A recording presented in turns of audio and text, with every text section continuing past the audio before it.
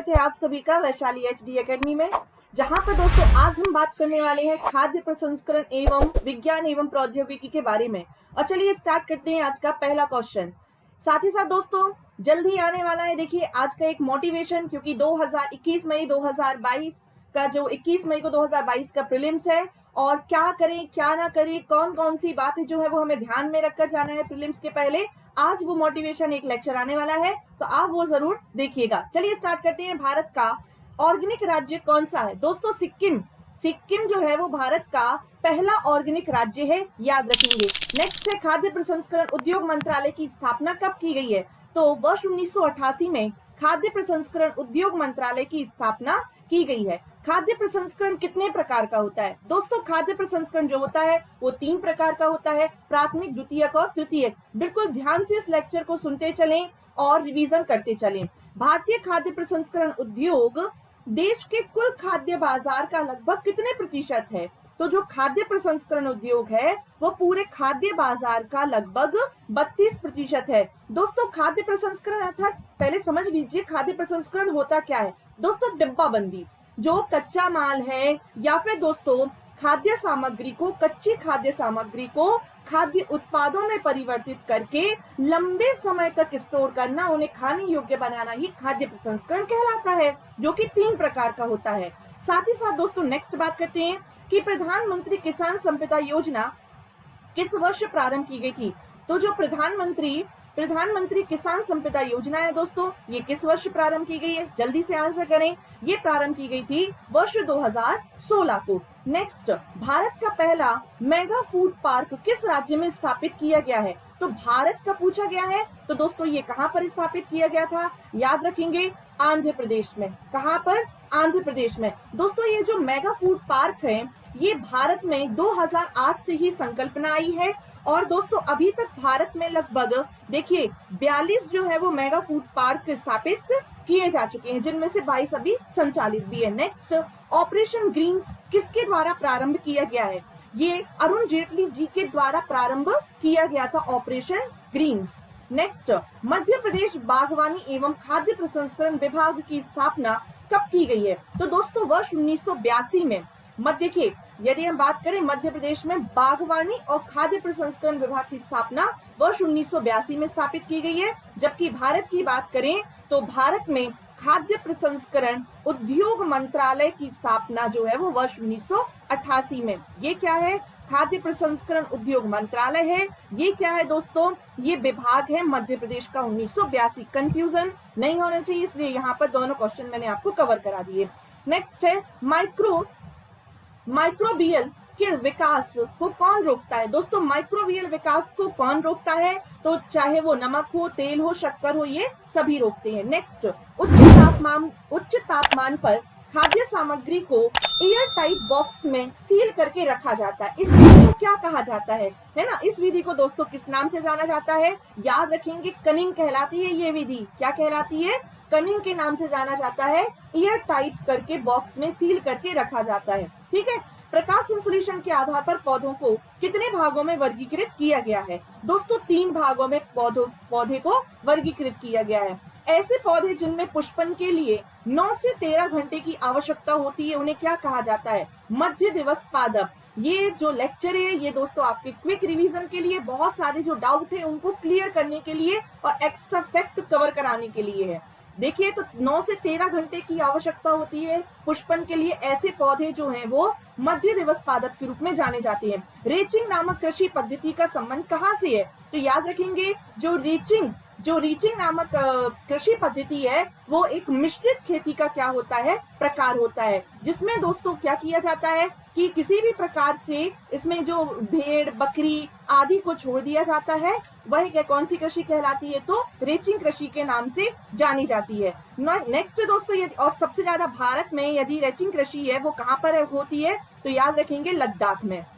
Next, Deepa नामक कृषि स्थानांतरित कृषि कहाँ पर की जाती है? दोस्तों दीपा कहाँ पर की जाती है? याद रखेंगे, दीपा छत्तीसगढ़ में होती है। जबकि कुछ देख लेते हैं कि जो पेड़ा नामक कृषि या पेन्ना कृषि जो होती है वो आंध्र प्रदेश में होती है। नेक्स्ट, यदि हम ओणम से याद रखें पोनम, तो पोनम कहाँ पर होती है दोस्तों? केरल में होती है। नेक्स्ट, यदि हम बात करें रोका, तो जो रोका, तो रोका कहाँ रोका, रोका आप याद रखें, रोका कहाँ पर रोका, ब्राजील में रोका। नेक्स्ट यदि बात करें कुमारी, तो दोस्तों जो कुमारी नामक कृषि होती है ये कहाँ पर होती है, तो पश्चिमी घाट में होती है।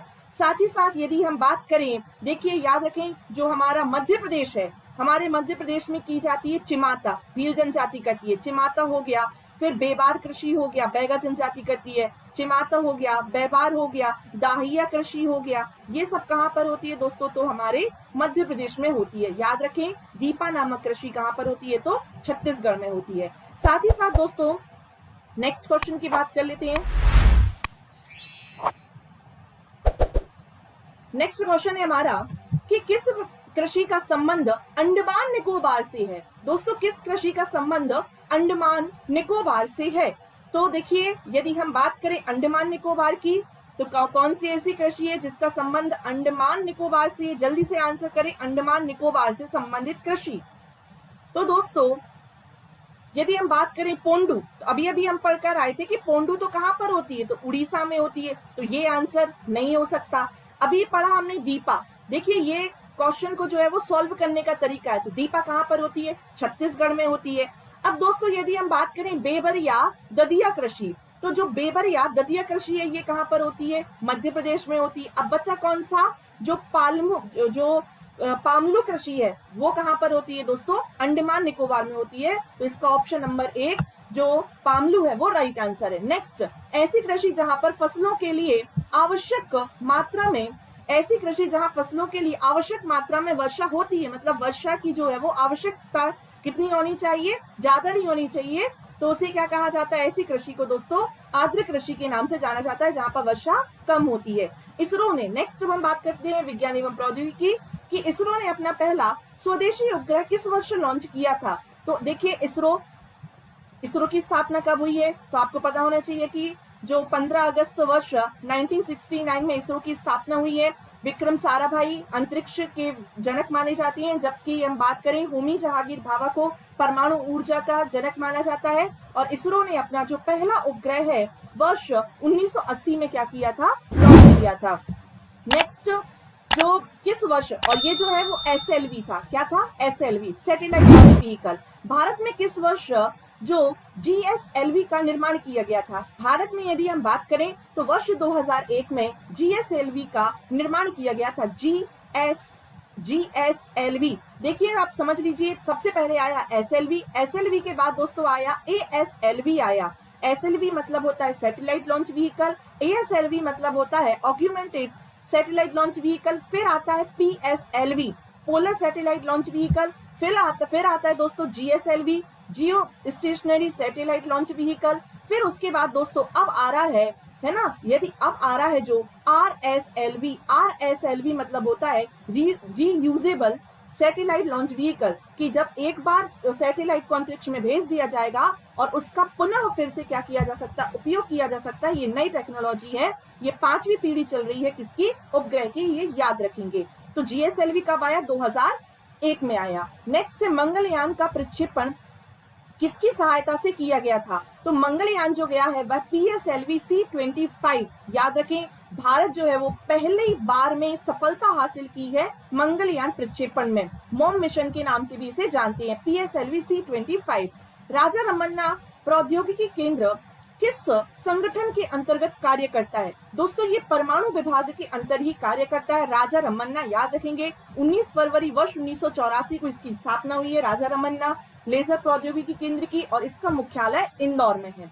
नेक्स्ट हम बात करते हैं कि सतीश धवन अंतरिक्ष केंद्र का नाम किस वर्ष परिवर्तित किया गया था। सतीश धवन अंतरिक्ष केंद्र, दोस्तों इसका नाम परिवर्तित किया गया था सतीश धवन का वर्ष 2002 में। कब किया गया है, याद रखेंगे वर्ष 2002 में इसका नाम जो है वो परिवर्तित कर दिया गया। नेक्स्ट है क्रायोजेनिक इंजन, नेक्स्ट है क्या, क्रायोजेनिक इंजन का प्रयोग इनमें से किसमें किया जाता है। दोस्तों क्रायोजेनिक जो होता है इसका मतलब होता है निम्न तापकीय होता है, -150 डिग्री सेल्सियस ताप क्रम से निम्न ताप को क्या कहा जाता है, क्रायोजेनिक कहा जाता है। और GSLV में दोस्तों ये 3 चरण में, GSLV जो है वो 3 चरणों वाला है, जिसमें प्रथम चरण में जो ठोस ईंधन को भरा जाता है, दूसरे चरण में द्रव ईंधन को भरा जाता है, और तीसरे चरण में दोस्तों क्रायोजेनिक इंजन को या क्रायोजेनिक ईंधन के रूप में जो हाइड्रोजन और ऑक्सीजन का प्रयोग किया जाता है। नेक्स्ट,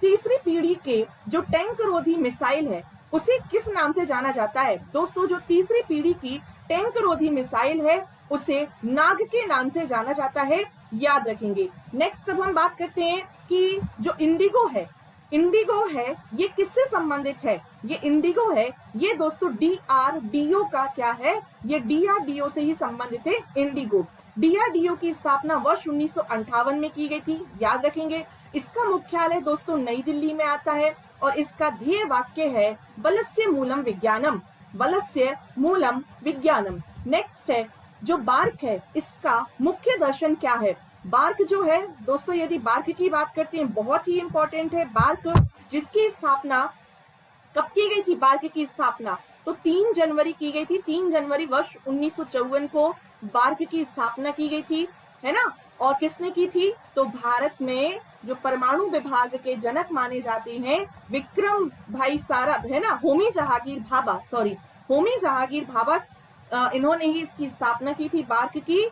और दोस्तों, यदि हम बात करें तो अभी वर्तमान में इसके निर्देशक कौन बने हैं? तो अजीत कुमार मोहंती जी जो है वो बार्क के अध्यक्ष हैं या निर्देशक हैं। अब बार्क की बात करें तो इसका मूल दर्शन है कि परमाणु का शांतिपूर्ण प्रयोग करना। क्या? परमाणु का शांतिपूर्ण प्रयोग इसका प्रमुख दर्शन है। देखिए, मैं कोशिश पूरी कर रही हूँ कि एक फैक्ट से आपके 2 से 3 फैक्ट कवर करा सकूं।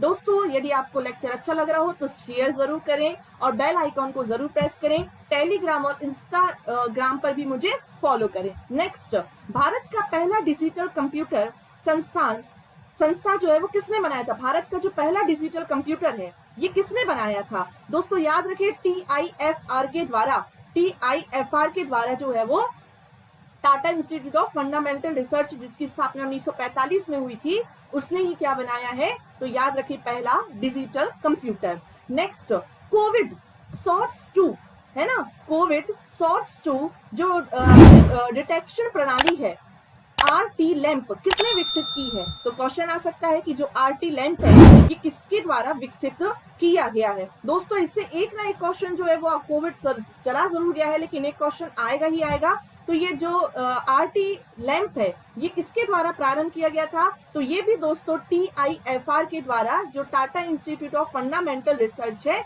इसी के द्वारा प्रारंभ किया गया है। आप याद रखेंगे, इसमें आपको याद रखना है TIFR, जिसकी स्थापना 1 जून वर्ष 1945 को की गई थी और इसका जो मुख्यालय आता है TIFR का वो आता है दोस्तों मुंबई में आता है। जो डॉक्टर होमी जहांगीर भाभा हैं उन्हीं के द्वारा इसको प्रारंभ किया गया था और परमाणु ऊर्जा विभाग के अंतर्गत ये कार्य करता है। भारत के पहले प्रौद्योगिकी संचार उपग्रह की पेलोड का डिजाइन किस संस्था के द्वारा किया गया था? जो भारत का पहला संचार उपग्रह है दोस्तों, हम बात करें वर्ष 1958 में पहला संचार उपग्रह लॉन्च किया गया था और ये किस संस्थान के द्वारा बनाया गया था? याद रखेंगे SAC के द्वारा जो है ये बनाया गया था। SAC अर्थात जो स्पेस, यदि हम बात करें तो अंतरिक्ष उपग्रह केंद्र या स्पेस एप्लीकेशन सेंटर के द्वारा बनाया गया था। अब स्पेस एप्लीकेशन सेंटर की स्थापना की बात कर लेते हैं। 1972 में स्पेस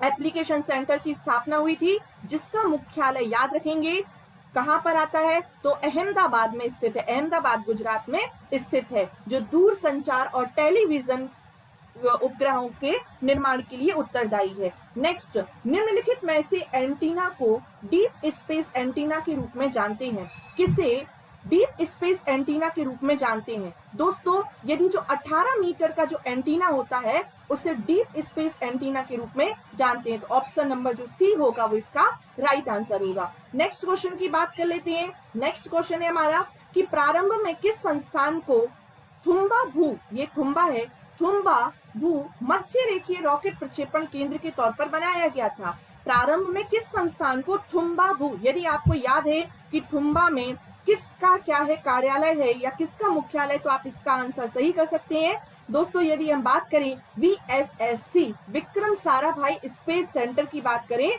तो दोस्तों उसे रॉकेट प्रक्षेपण केंद्र के रूप में बनाया गया था। नेक्स्ट, विक्रम साराभाई अंतरिक्ष केंद्र। दोस्तों इसकी स्थापना कब हुई है? तो वर्ष 1963 में विक्रम साराभाई अंतरिक्ष केंद्र की स्थापना की गई है।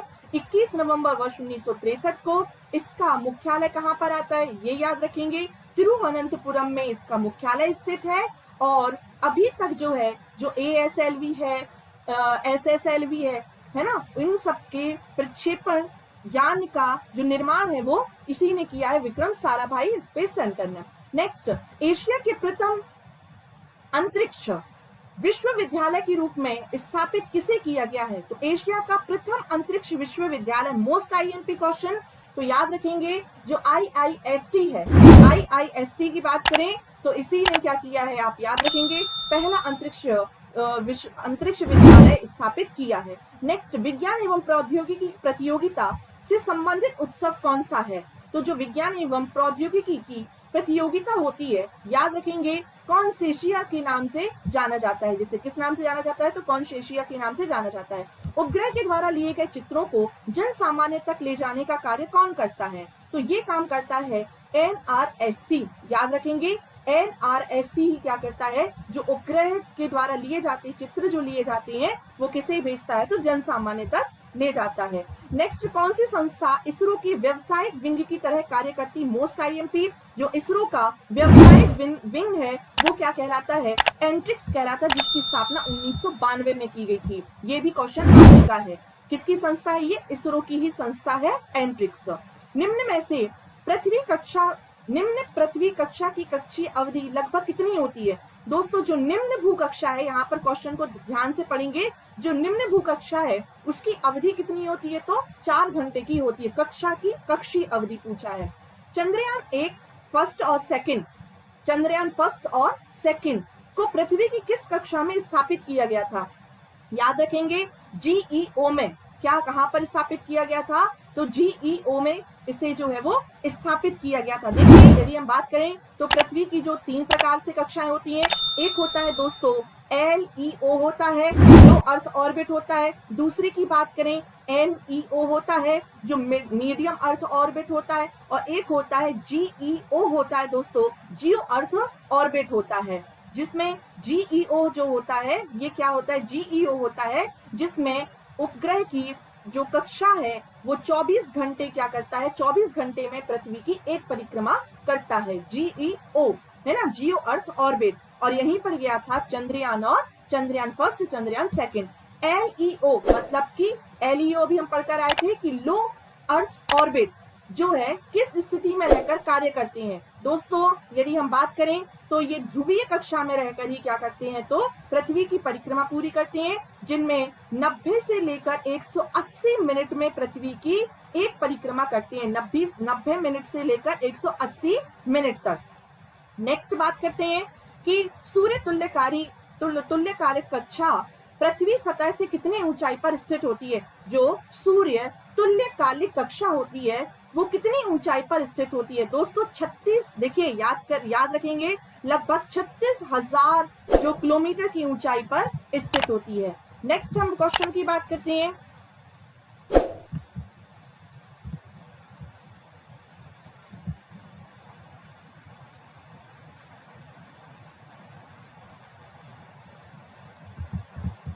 एक विशिष्ट प्रकार की कक्षा जो पृथ्वी एवं सूर्य की गुरुत्वीय स्थिति के मध्य होती है उसे किस नाम से जानते हैं? दोस्तों उसे प्रभामंडल कक्षा के नाम से जानते हैं। जो पृथ्वी और सूर्य की गुरुत्वीय स्थिति के मध्य स्थित होती है उसे प्रभामंडल कक्षा के नाम से जाना जाता है। Most IMP question. नेक्स्ट, एक ऐसा बिंदु जहां गुरुत्वाकर्षण के 2 बड़े पिंडों का संयुक्त बल तीसरे पिंड के द्वारा अनुभव किए गए अपसारी बल के बराबर होता है, उसे क्या कहा जाता है? आप क्वेश्चन को समझें कि ये ऐसा बिंदु जहां गुरुत्वाकर्षण के 2 बड़े पिंडों का संयुक्त बल किसी तीसरे पिंड के द्वारा अनुभव किया जाता है और इसी के बराबर होता है, तो दोस्तों उसे लैग्रेंज बिंदु के नाम से जाना जाता है। नेक्स्ट है कि पामाचिम एयरबेस किस देश का रॉकेट प्रक्षेपण स्थल है? तो याद रखेंगे ये इजराइल का ही जो पामाचिम प्रक्षेपण स्थल है वो किसका रॉकेट प्रक्षेपण स्थल है? ये कहाँ का है? इजराइल का। विश्व का प्रथम उपग्रह किस वर्ष प्रक्षेपित किया गया था? तो वर्ष 1957 में विश्व का प्रथम उपग्रह प्रक्षेपित किया गया था, वर्ष 1957 में, जो कि रूस ने भेजा था। पुनः उपग्रह किए जाने वाले रॉकेट प्रक्षेपण यान को क्या कहा जाता है जो पुनः उपयोग किए जाते हैं? याद रखेंगे, इन्हें अंतरिक्ष शटल के नाम से जाना जाता है। नेक्स्ट, ऐसा छोटा यान जो किसी ग्रह के समीप पहुंचने पर अपने मुख्य यान से अलग हो जाता है। एक ऐसा प्रक्षेपण यान जो क्या होता है, किसी ग्रह के समीप पहुंचा और वह क्या हो जाता है, अपने मुख्य यान से अलग हो जाता है। इसे किस नाम से जाना जाता है? मोस्ट आईएमपी क्वेश्चन है दोस्तों। चंद्रयान में भी जिसका प्रयोग किया गया था उसे कहा जाता है वायुमंडलीय जांच यान के नाम से। किस नाम से? वायुमंडलीय जांच यान के नाम से जाना जाता है। नेक्स्ट है, किसी ग्रह पर लंबे समय तक रहने वाले पर्याप्त संचार उपकरणों से युक्त यान कौन सा होता है? जो किसी ग्रह पर लंबे समय तक रहता है और पर्याप्त संचार उपकरणों से युक्त यान को किस नाम से जानते हैं? तो लैंडर अंतरिक्ष यान के नाम से इसे जानते हैं। किस नाम से? लैंडर अंतरिक्ष यान के नाम से। प्रक्षेपास्त्र में मुख्यतः कितने घटक होते हैं? दोस्तों, जो सैटेलाइट होता है उसमें कितने घटक होते हैं? तो उसमें 4 घटक होते हैं। किसी भी प्रक्षेपास्त्र में कितने घटक होते हैं? याद रखें, कुल 4 घटक होते हैं। नेक्स्ट, अंतरिक्ष गतिविधियां विधेयक किस वर्ष लाया गया? जो अंतरिक्ष गतिविधियां विधेयक है ये 2017 में लाया गया था। और दोस्तों, अंतरिक्ष विभाग का जो प्रमुख होता है वो कौन होता है? जिसके पास सभी शक्तियां होती हैं, प्रधानमंत्री होता है। नेक्स्ट, किस केंद्र में उन्नति नामक कार्यक्रम शुरू किया गया था? जो उन्नति नामक कार्यक्रम है दोस्तों, ये किसने, देखिए किस केंद्र में चालू किया गया है? तो UR राव है ना, इसमें प्रारंभ किया है उन्नति नामक कार्यक्रम। पृथ्वी के चारों ओर परिक्रमा कर रहा कृत्रिम उपग्रह इसलिए पृथ्वी के नीचे नहीं गिरता क्योंकि पृथ्वी का आकर्षण, आईएमपी क्वेश्चन है, क्योंकि पृथ्वी का आकर्षण उसकी नियमित चाल के लिए आवश्यक गति प्रदान करता है। क्योंकि पृथ्वी का जो आकर्षण या गुरुत्वाकर्षण है उसकी आवश्यकता होती है एक उपग्रह को घूमने के लिए, उतनी ही चाल जो है वो एक नियमित चाल प्रदान करता है। इसलिए उपग्रह जो है या सैटेलाइट जो है वो पृथ्वी पर नहीं गिरता। आप लोगों के मन में भी ये कई बार ये क्वेश्चन आ रहा होगा। नेक्स्ट, 50वां क्वेश्चन है कि निम्नलिखित में से किसी उपग्रह को वर्ष 1981 में प्रक्षेपास्त्र किया गया था, प्रक्षेपित किया गया था। आपको बताना वर्ष 1981 में कौन सा ग्रह गया था? दोस्तों, रोहिणी फर्स्ट। कौन सा गया था? याद रखेंगे, रोहिणी जो फर्स्ट था ये गया था वर्ष 1981 में गया था और SLV-3 के द्वारा ये भेजा गया था। नेक्स्ट बात करते हैं, निसार का विकास किसके द्वारा किया गया है? जो एक निसार एक प्रोजेक्ट चलाया जा रहा है दोस्तों, ये इसरो और नासा का संयुक्त प्रोजेक्ट है निसार। नेक्स्ट क्वेश्चन की बात करते हैं। नेक्स्ट क्वेश्चन है कि चंद्रयान मिशन सेकंड किस यान से प्रक्षेपित किया गया था? देखिए, PSLV जो C-25 है वो गया था, मंगलयान प्रक्षेपित किया गया था। लेकिन दोस्तों, यदि हम बात करें चंद्रयान मिशन 2 की तो GSLV मार्क 3 के द्वारा गया है। कौन सा mission? Chandrayaan 2 mission. Next, ISRO और PSLV किस वर्ष जो है निर्मित किया गया था? इसरो में PSLV का विकास कब किया गया था? जैसे GSLV का विकास 2001 में किया गया है, वैसे ही दोस्तों PSLV का जो विकास है वो पोलर सैटेलाइट लॉन्च व्हीकल का जो विकास है वो वर्ष 1990 में किया गया था। भारत का पहला परमाणु ऊर्जा संयंत्र कौन सा है? दोस्तों, भारत का पहला ऊर्जा परमाणु संयंत्र जो कि अमेरिका की सहायता से लगाया गया था महाराष्ट्र के तारापुर में। नेक्स्ट, इंदिरा गांधी परमाणु अनुसंधान केंद्र कलपक्कम में जिसकी स्थापना की गई थी, तो याद रखेंगे वर्ष 1971 में इंदिरा गांधी परमाणु अनुसंधान केंद्र की स्थापना की गई है।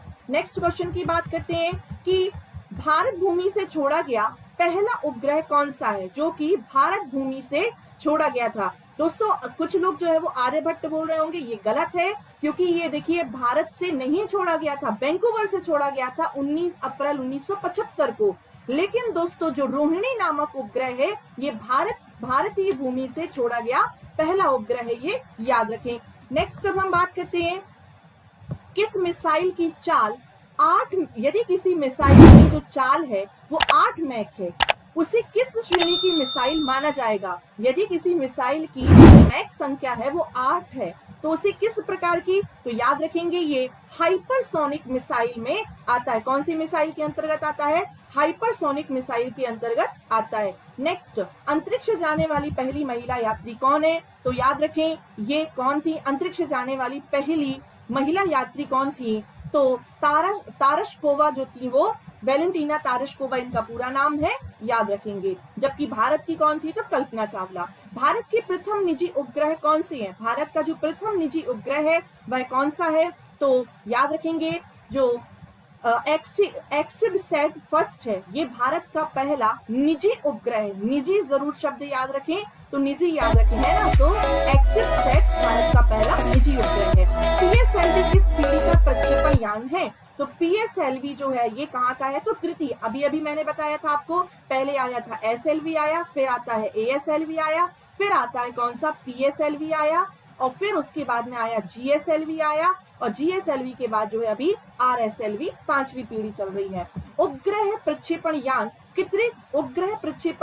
कितने चरणों वाला यान था? तो देखिए जो पहला, यदि हम बात करें जो फर्स्ट जो श्रेणी थी वो कितने श्रेणी का था? तो याद रखेंगे जो एसएलवी था, है ना, वो कितनी श्रेणी का? प्रथम तौर पर 4 चरणों वाला यान था। नेक्स्ट, एएसएलवी की जो पेलोड क्षमता है अधिकतम कितनी है? तो एएसएलवी की जो पेलोड क्षमता है याद रखेंगे 150 kg है। कितनी है? 150 kg है किसकी? एएसएलवी की। नेक्स्ट बात करते हैं ध्रुवीय उपग्रह प्रक्षेपण यान या पीएसएलवी के किस चरण में द्रव प्रणोदक का प्रयोग किया जाता था? पीएसएलवी के किस चरण में, जो किसकी बात कर रहे हैं, द्रव प्रणोदक का प्रयोग किया जाता था? तो दोस्तों यदि हम पीएसएलवी की बात करें तो जिसका विकास 1990 से प्रारंभ हो चुका था, लेकिन 1993 में इसका पूर्णतः विकास किया गया था पीएसएलवी का। और दोस्तों ये कितने चरण वाला होता था? तो इसमें 4 चरण होते थे,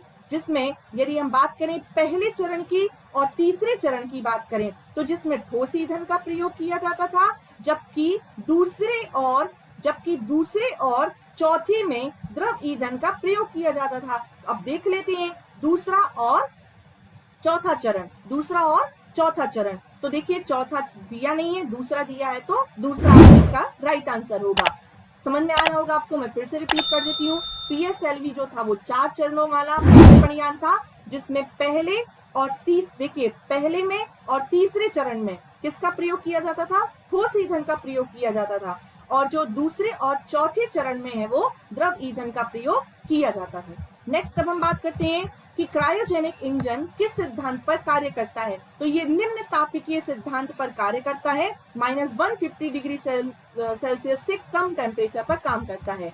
जो जेट प्लेन है किस मंडल में उड़ सकते हैं? जो जेट प्लेन होते हैं ये किस मंडल में उड़ सकते हैं? तो ये दोस्तों समताप मंडल में उड़ सकते हैं, जबकि क्षोभ मंडल में मौसमी परिवर्तन संबंधी घटनाएं होती हैं। सर्वाधिक ऊंचाई तक कौन सा इंजन गमन कर सकता है? सर्वाधिक ऊंचाई पर याद रखेंगे, सर्वाधिक ऊंचाई पर जो स्क्रैम जेट इंजन है वो काम करता है। रैम जेट की अधिकतम चाल कितनी हो सकती है? तो याद रखेंगे रैम जेट की अधिकतम चाल होती है 6 मैक या 6 मैक होती है। नेक्स्ट, हिमालय चंद्र टेलीस्कोप कहाँ से संचालित होता है? ये बेंगलुरु से संचालित होता है। निम्नलिखित में से कौन सा पूर्णतः रोबोटिक अनुसंधान टेलीस्कोप है? मोस्ट आईएमपी क्वेश्चन है दोस्तों। देखिए अंतरिक्ष एवं प्रौद्योगिकी एक ऐसा टॉपिक है जो आप भूल जाते हैं, तो मैं आपसे यही कहूंगी कि एक कॉपी और एक पेन अपने साथ जरूर रखें, और इन सभी फैक्ट को इन सभी क्वेश्चंस को लिखते जरूर चलें। तो निम्नलिखित में से कौन सा पूर्णतः रोबोटिक अनुसंधान टेलीस्कोप है? आईएमपी क्वेश्चन है, मोस्ट आईएमपी क्वेश्चन है, याद रखेंगे ग्रोथ इंडिया। जो क्या है? ग्रोथ इंडिया पूर्णतः रोबोटिक अनुसंधान टेलीस्कोप है।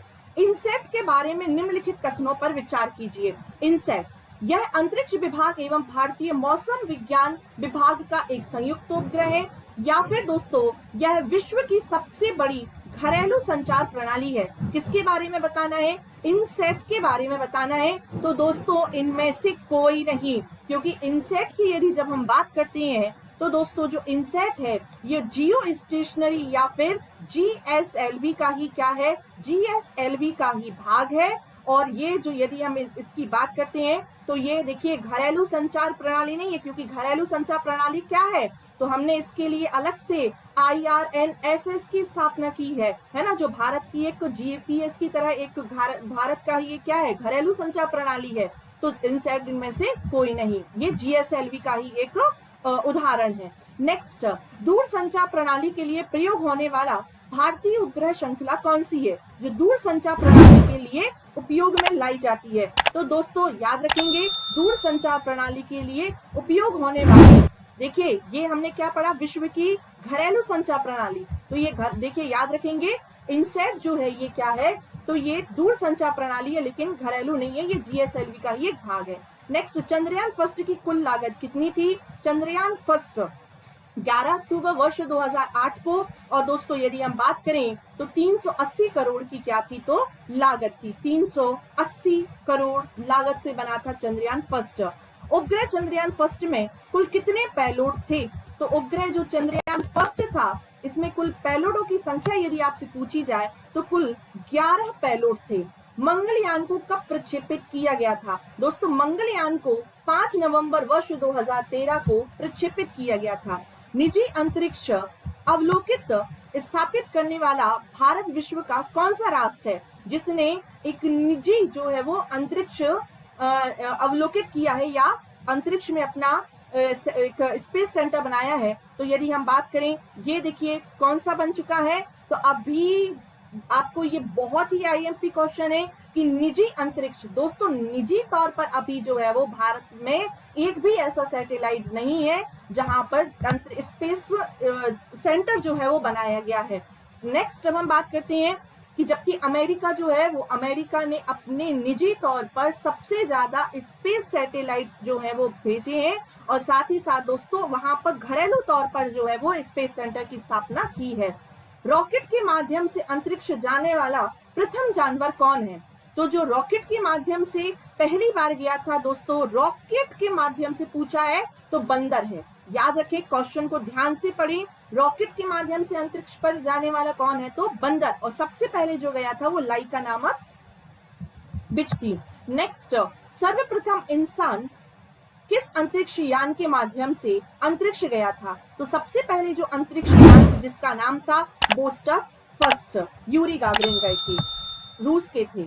नेक्स्ट, जिस स्थान से भारत का प्रथम उपग्रह प्रक्षेपित किया गया था वह वर्तमान में किस देश में स्थित है, दोस्तों आर्यभट्ट की देखिए बात हो रही है, और ये किस देश में आता है, तो आप याद रखें कजाकिस्तान में जो पहला भारत का उपग्रह आर्यभट्ट है प्रक्षेपित किया गया था 1975 में, ये कहां पर है, तो याद रखेंगे कजाकिस्तान। नेक्स्ट, अंतरिक्ष प्रवास के दौरान मैराथन दौड़ में भाग लेने वाली प्रथम महिला का नाम क्या था, जिसने अंतरिक्ष मैराथन दौड़ में भाग लिया था, दोस्तों Sunita Williams. Most IMP question, Sunita Williams जिन्होंने अंतरिक्ष मैराथन में भाग लिया था। नेक्स्ट, भारत में अंतरिक्ष विभाग या आयोग कब स्थापित किया गया था, तो वर्ष 1972 में।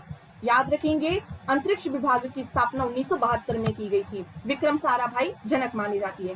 भारत की ओर से सर्वप्रथम किस वर्ष अंतरिक्ष यात्रा की गई थी, तो वर्ष 1984 में पहली बार अंतरिक्ष यात्रा पर कौन गए थे, राकेश शर्मा जी गए थे। सारे जहां से अच्छा हिंदुस्तान हमारा, ये वक्तव्य था इनका। चंद्रमा के लिए यात्रा करने वाला प्रथम अंतरिक्ष यान कौन था, चंद्रमा के लिए दोस्तों याद रखेंगे अपोलो 8 जो था वो चंद्रमा पर जाने वाला पहला अंतरिक्ष यान था। नेक्स्ट, अंतरिक्ष में तैरने वाले प्रथम व्यक्ति कौन थे, तो अंतरिक्ष में तैरने वाले प्रथम व्यक्ति का नाम था लियोनोव। कौन था, लियोनोव। नेक्स्ट, LPSC की स्थापना कब की गई है, तो LPSC की जो स्थापना है याद रखेंगे कब की गई है, तो वर्ष 1987 में LPSC की स्थापना की गई है। दोस्तों LPSC का फुल फॉर्म आपका आज का यही कमेंट का आपका होमवर्क है, या फिर आप जैसे बचपन में होमवर्क मिलता था हमें, मैं भी आपको हर एक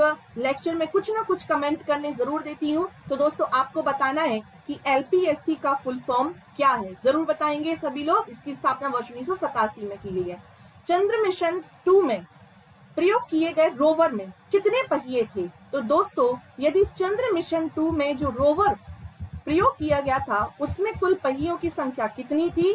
6 पहिए थे। कुल कितने पहिए थे? याद रखेंगे, कुल 6 पहिए थे।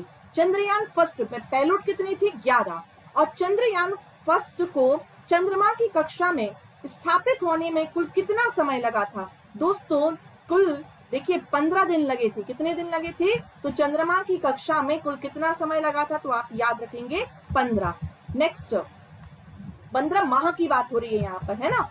RR कैट की प्रयोगशाला एवं निवास स्थानों का उद्घाटन किसके द्वारा किया गया था? याद रखेंगे, ज्ञानी जेल सिंह के द्वारा किया गया था। किसके द्वारा किया गया था?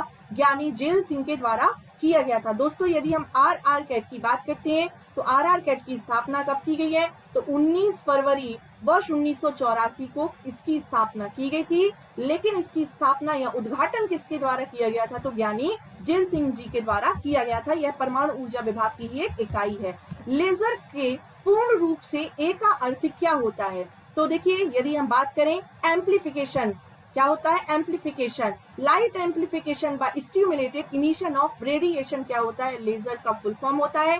थियोडर मेमिन ने वर्ष 1960 में लेजर की स्थापना की थी, याद रखेंगे। तीसरी पीढ़ी के टैंक रोधी मिसाइल कौन सी है? जो तीसरी पीढ़ी की टैंक रोधी मिसाइल है वह है नाग।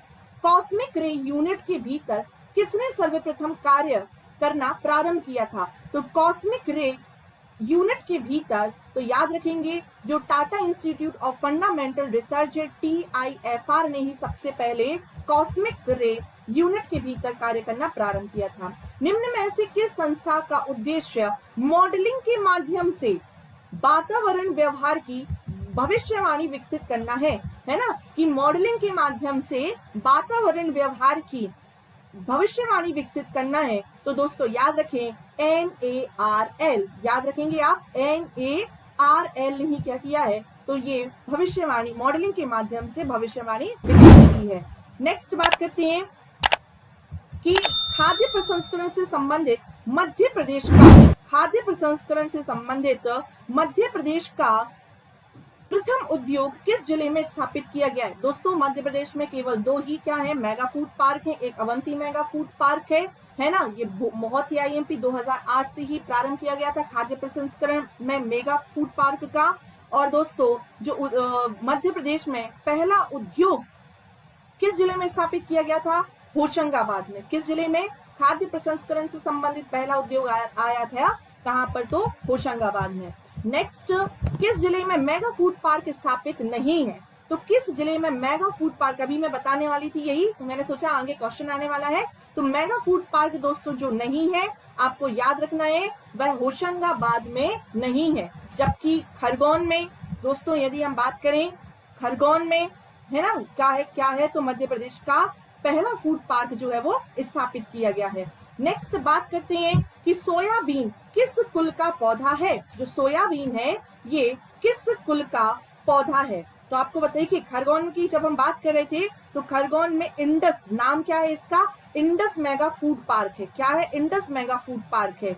और यदि हम बात करें जो देवास में स्थित है जिसका नाम है अवंती मेगा फूड पार्क, ये 2 मेगा फूड पार्क हैं जो मध्य प्रदेश में स्थित है। पहला अवंती मेगा फूड पार्क जो कि देवास में आता है और दूसरा आता है इंडस मेगा फूड पार्क जो कि खरगोन मध्य प्रदेश में स्थित है।